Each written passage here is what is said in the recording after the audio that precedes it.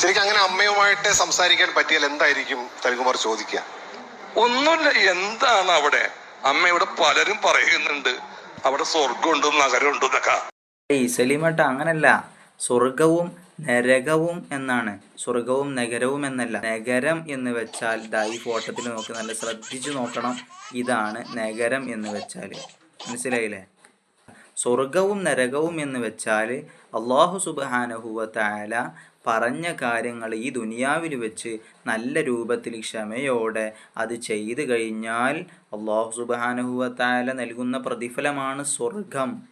എന്നാൽ നരകം എന്ന് വെച്ചാൽ അള്ളാഹു സുബ്ഹാനഹു വ തആല പറഞ്ഞതിന് വിപരീതമായി തെറ്റ് ചെയ്യുമ്പോൾ നൽകുന്ന ശിക്ഷയാണ് നരകം എന്ന് പറയുന്നത്. ഇന്നാളൊരു മൊല്ലാക്ക പറയണ്ടായിരുന്നു, സ്വർഗം എന്ന് വെച്ചിട്ടുണ്ടെങ്കിൽ പുഴകളാണത്രേ.